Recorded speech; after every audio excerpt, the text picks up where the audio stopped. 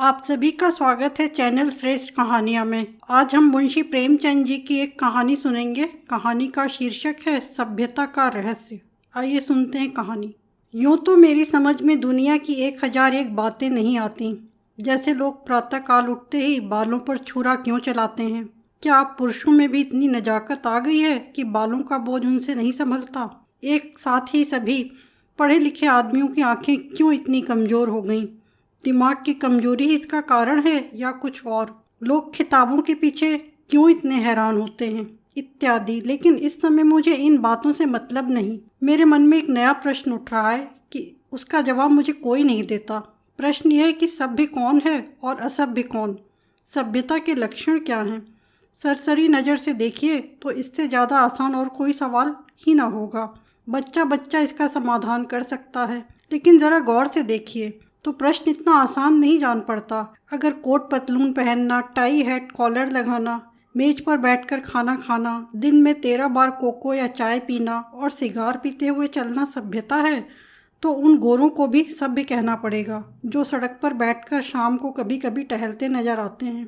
शराब के नशे में आंखें सुर्ख, पैर लड़खड़ाते हुए रास्ता चलने वालों को अनायास छेड़ने की धुन। क्या उन गोरों को सभ्य कहा जा सकता है? कभी नहीं। तो यह सिद्ध हुआ कि सभ्यता कोई और ही चीज़ है। उसका देह से इतना संबंध नहीं जितना मन से। मेरे इने गिने मित्रों में एक राय रतन किशोर भी हैं। आप बहुत ही सहृदय, बहुत ही उदार, बहुत शिक्षित और एक बड़े ओहदेदार हैं। बहुत अच्छा वेतन पाने पर भी उनकी आमदनी खर्च के लिए काफ़ी नहीं होती। 1/4 वेतन तो बंगले ही की भेंट हो जाती है। इसलिए आप बहुधा चिंतित रहते हैं। रिश्वत तो नहीं लेते, कम से कम मैं नहीं जानता। हालांकि कहने वाले कहते हैं, लेकिन मैं इतना कहता हूँ कि वह भत्ता बढ़ाने के लिए दौरे पे बहुत रहते हैं। यहाँ तक कि इसके लिए हर साल बजट के किसी दूसरे मद से रुपए निकालने पड़ते हैं। उनके अफसर कहते हैं, इतने दौरे क्यों करते हो? तो जवाब देते हैं, इस जिले का काम ही ऐसा है कि जब तक खूब दौरे न किए जाएं, रियाया शांत नहीं रह सकती। लेकिन मज़ा तो यह है कि राय साहब उतने दौरे वास्तव में नहीं करते जितने कि अपने रोजनामचे में लिखते हैं। उनके पड़ाव शहर से 50 मील पर होते हैं। खेमे वहाँ गड़े रहते हैं, कैंप के अमले वहाँ पड़े रहते हैं और राय साहब घर पर मित्रों के साथ गपशप करते रहते हैं। पर किसी की मजाल है कि राय साहब की नेक नियति पर संदेह कर सके। उनके सभ्य पुरुष होने में किसी को कोई शंका नहीं हो सकती। एक दिन मैं उनसे मिलने गया। उस समय वह अपने घसियारे दमड़ी को डांट रहे थे। दमड़ी रात दिन का नौकर था, लेकिन घर रोटी खाने जाया करता था। उसका घर थोड़ी ही दूर पर गांव में था। कल रात को किसी कारण से यहाँ ना आ सका, इसलिए डांट पड़ रही थी। राय साहब ने कहा, जब हम तुम्हें रात दिन के लिए रखे हुए हैं तो तुम घर पर क्यों रहे? कल के पैसे कट जाएंगे। दमड़ी ने कहा, हुजूर एक मेहमान आ गए थे, इसी से ना आ सका। राय साहब बोले, तो कल के पैसे उसी मेहमान से ले लो। दमड़ी ने कहा, सरकार अब कभी ऐसी खता ना होगी। राय साहब बोले, बकबक मत करो। दमड़ी ने कहा, हुजूर। राय साहब बोले, 2 रुपये जुर्माना। दमड़ी रोता चला गया। रोजा बख्शने आया था, नमाज गले पड़ गई, 2 रुपये जुर्माना ठुक गया। खता यही थी कि बेचारा कसूर माफ़ कराना चाहता था। यह एक रात को गैर हाजिर होने की सज़ा थी। बेचारा दिन भर का काम कर चुका था, रात को यहाँ सोया न था, उसका दंड। और घर बैठे भत्ते उड़ाने वाले को कोई नहीं पूछता, कोई दंड नहीं देता। दंड तो मिले तो ऐसा मिले कि ज़िंदगी भर याद रहे, पर पकड़ना तो मुश्किल है। दमड़ी भी अगर होशियार होता तो ज़रा रात रहे आकर कोठरी में सो जाता, फिर किसे खबर होती कि वह रात को कहाँ रहा। पर गरीब इतना चंट न था। दमड़ी के पास कुल 6 बिस्वे जमीन थी, पर इतने ही प्राणियों का खर्च भी था। उसके 2 लड़के, 2 लड़कियां और स्त्री सब खेती में लगे रहते थे, फिर भी पेट की रोटियां नहीं मयस्सर होती थी। इतनी जमीन क्या सोना उगल देती? अगर सब के सब घर से निकल मजदूरी करने लगते तो आराम से रह सकते थे, लेकिन मौरूसी किसान मजदूर कहलाने का अपमान न सह सकता था। इस बदनामी से बचने के लिए 2 बैल बांध रखे थे। उसके वेतन का बड़ा भाग बैलों के दाने चारे में ही उड़ जाता था। ये सारी तकलीफें मंजूर थीं, पर खेती छोड़कर मजदूर बन जाना मंजूर न था। किसान की जो प्रतिष्ठा है वह कहीं मजदूर की हो सकती है, चाहे वह रुपया रोज ही क्यों न कमाए। किसानी के साथ मजदूरी करना इतने अपमान की बात नहीं। द्वार पर बंधे हुए बैल उसकी मान रक्षा किया करते हैं, पर बैलों को बेचकर फिर कहाँ मुंह दिखलाने की जगह रह सकती है।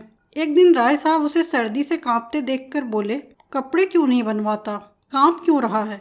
दमड़ी ने कहा, सरकार पेट की रोटी तो पूरा ही नहीं पड़ती, कपड़े कहाँ से बनवाऊं? राय साहब बोले, बैलों को बेच क्यों नहीं डालता? सैकड़ों बार समझा चुका, लेकिन न जाने क्यों इतनी मोटी सी बात तेरी समझ में नहीं आती। दमड़ी ने कहा, सरकार, बिरादरी में कहीं मुंह दिखाने लायक न रहूंगा, लड़की की सगाई न हो पाएगी, टाट बाहर कर दिया जाऊंगा। राय साहब ने कहा, इन्हीं हिमाकतों से तुम लोगों की ये दुर्गति हो रही है। ऐसे आदमियों पर दया करना भी पाप है। क्यों मुंशी जी, इस पागलपन का भी कोई इलाज है? जाड़ों मर रहे हैं पर दरवाजे पर बैल जरूर बांधेंगे। मैंने कहा, जनाब, यह तो अपनी अपनी समझ है। राय साहब, ऐसी समझ को दूर से सलाम कीजिए। मेरे यहाँ कई पुश्तों से जन्माष्टमी का उत्सव मनाया जाता था। कई हजार रुपयों पर पानी फिर जाता था, गाना होता था, दावतें होती थी, रिश्तेदारों को न्योते दिए जाते थे, गरीबों को कपड़े बांटे जाते थे। वालिद साहब के बाद पहले ही साल मैंने उत्सव बंद कर दिया। फायदा क्या? मुफ्त में 4-5 हजार की चपत खानी पड़ती थी। सारे कस्बे में बावेला मचा, आवाजें कसी गई। किसी ने नास्तिक कहा, किसी ने ईसाई बनाया, लेकिन यहाँ इन बातों की क्या परवाह। आखिर थोड़े ही दिनों में सारा कोलाहल शांत हो गया। अजी बड़ी दिल लगी थी। कस्बे में किसी के यहाँ भी शादी हो, लकड़ी मुझसे ले। पुश्तों से यह रस्म चली आती थी। वालिद तो दूसरों से दरख्त मोल लेकर इस रस्म को निभाते थे। थी हिमाकत या नहीं, मैंने फौरन लकड़ी देना बंद कर दिया। इस पर भी बहुत लोग रोए धोए, लेकिन दूसरों का रोना धोना सुनूं या अपना फायदा देखूं। लकड़ी से कम 500 रुपये सालाना की बचत हो गई। अब कोई भूल कर भी इन चीजों के लिए दिक करने नहीं आता। मेरे दिल में फिर सवाल पैदा हुआ, दोनों में कौन सभ्य है? कुल प्रतिष्ठा पर प्राण देने वाले मूर्ख दमड़ी, या धन पर कुल मर्यादा की बलि देने वाले राय रतन किशोर? राय साहब के इजलास में एक बड़े मार्के का मुकदमा पेश था। शहर का एक रईस खून के मामले में फंस गया था। उसकी जमानत के लिए राय साहब की खुशामदें होने लगी। इज्जत की बात थी। राय साहब का हुक्म था कि चाहे रियासत बिक जाए, पर इस मुकदमे से बेदाग निकल जाऊं। डालियां लगाई गई, सिफारिशें पहुंचाई गई, पर राय साहब पर कोई असर न हुआ। रईस के आदमियों को प्रत्यक्ष रूप से रिश्वत की चर्चा करने की हिम्मत न पड़ती थी। आखिर जब कोई बस न चला तो रईस की स्त्री से मिलकर सौदा पटाने की ठानी। रात के 10 बजे थे। दोनों महिलाओं में बातें होने लगी। 20 हजार की बातचीत थी। राय साहब की पत्नी तो इतनी खुश हुई कि उसी वक्त राय साहब के पास दौड़ी हुई आई और कहने लगी, ले लो ले लो। राय साहब ने कहा, इतनी बेसब्र न हो, वह तुम्हें अपने दिल में क्या समझेंगी? कुछ अपनी इज्जत का ख्याल है या नहीं? माना कि रकम बड़ी है और इससे मैं एक बारगी तुम्हारे आए दिन की फरमाइशों से मुक्त हो जाऊंगा, लेकिन एक सिविलियन की इज्जत भी तो कोई मामूली चीज नहीं है। पहले तुम्हें बिगड़ कर कहना चाहिए था कि मुझसे ऐसी बेहूदी बातचीत करनी हो तो यहाँ से चली जाओ, मैं अपने कानों से नहीं सुनना चाहती। स्त्री ने कहा, यह तो मैंने पहले ही किया। बिगड़ कर खूब खरी खोटी सुनाई। क्या इतना भी नहीं जानती? बेचारी मेरे पैरों पर सिर रखकर रोने लगी। राय साहब ने कहा, यह कहा था कि राय साहब से कहूंगी तो मुझे कच्चा ही चबा जाएंगे। यह कहते हुए राय साहब ने गदगद होकर पत्नी को गले लगा लिया। स्त्री बोली, अजी मैं न जाने ऐसी कितनी बातें कह चुकी हूँ, लेकिन किसी तरह टाले नहीं टलती। रो रो कर जान दे रही है। राय साहब बोले, उससे वादा तो नहीं कर लिया? स्त्री ने कहा, वादा? मैं रुपए लेकर संदूक में रखा ही, नोट थे। राय साहब बोले, कितनी जबरदस्त अहमक हो, न मालूम ईश्वर तुम्हें कभी समझ भी देंगे या नहीं। स्त्री बोली, अब क्या देगा? देना होता तो दे न दी होती। राय साहब बोले, हाँ मालूम तो ऐसा ही होता है। मुझसे कहा तक नहीं और रुपए लेकर संदूक में दाखिल कर लिए। अगर किसी तरह बात खुल जाए तो कहीं का न रहूं। स्त्री बोली, तो भाई सोच लो, अगर कुछ गड़बड़ हो तो मैं जाकर रुपए लौटा दूं।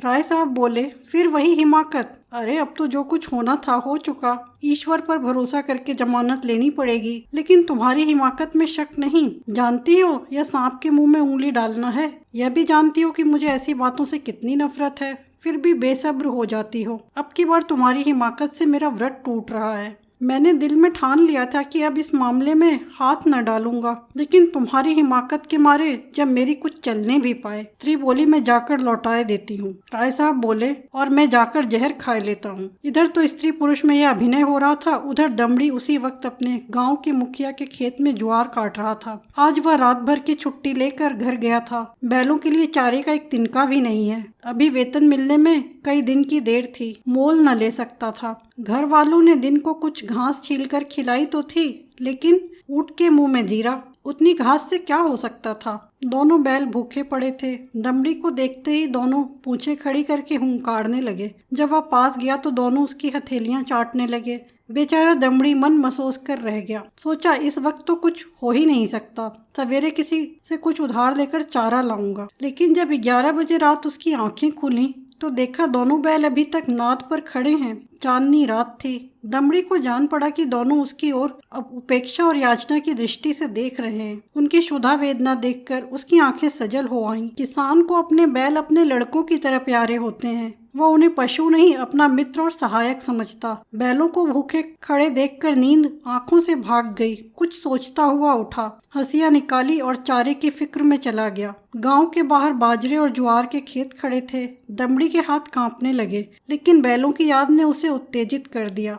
चाहता तो कई बोझ काट सकता था, लेकिन वह चोरी करते हुए भी चोर न था। उसने केवल उतना ही चारा काटा जितना बैलों को रात भर के लिए काफी हो। सोचा अगर किसी ने देख भी लिया तो उससे कहूंगा बैल भूखे थे इसलिए काट लिया। उसे विश्वास था कि थोड़े से चारे के लिए कोई मुझे पकड़ नहीं सकता। मैं कुछ बेचने के लिए तो काट नहीं रहा हूँ। फिर ऐसा निर्दयी कौन है जो मुझे पकड़ ले? बहुत करेगा, अपने दाम ले लेगा। उसने बहुत सोचा। चारे का थोड़ा होना ही उसे चोरी के अपराध से बचाने को काफी था।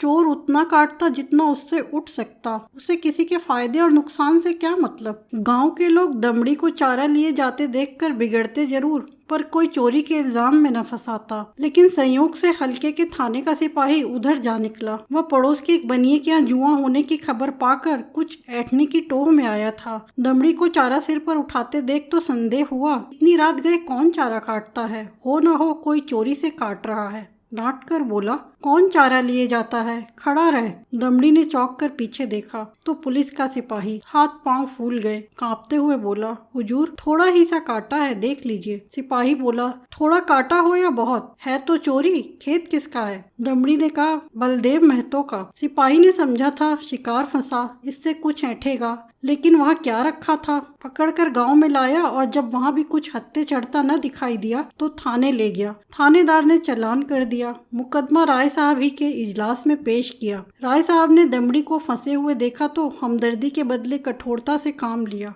बोले, यह मेरी बदनामी की बात है, तेरा क्या बिगड़ा है? साल 6 महीने की सजा हो जाएगी। शर्मिंदा तो मुझे होना पड़ रहा है। लोग यही तो कहते होंगे कि राय साहब के आदमी ऐसे बदमाश और चोर हैं। तू मेरा नौकर न होता तो मैं हल्की सजा देता, लेकिन तू मेरा नौकर है इसलिए कड़ी से कड़ी सजा दूंगा। मैं यह नहीं सुन सकता कि राय साहब ने अपने नौकर के साथ रियायत की। यह कहकर राय साहब ने दमड़ी को 6 महीने की सख्त कैद का हुक्म सुना दिया। उसी दिन उन्होंने खून के मुकदमे में जमानत ले ली। मैंने दोनों वृत्तांत सुने और मेरे दिल में यह ख्याल और भी पक्का हो गया कि सभ्यता केवल हुनर के साथ ऐब करने का नाम है। आप बुरे से बुरा काम करें, लेकिन अगर आप उस पर पर्दा डाल सकते हैं तो आप सभ्य हैं, सज्जन हैं, जेंटलमैन हैं। अगर आप में यह सिफत नहीं है तो आप असभ्य हैं, गंवार हैं, बदमाश हैं। यह सभ्यता का रहस्य है। दोस्तों, कहानी सभ्यता का रहस्य आज भी उतनी प्रासंगिक है जितनी प्रेमचंद के काल में थी। आपको कहानी कैसी लगी? लाइक, कमेंट और शेयर करें।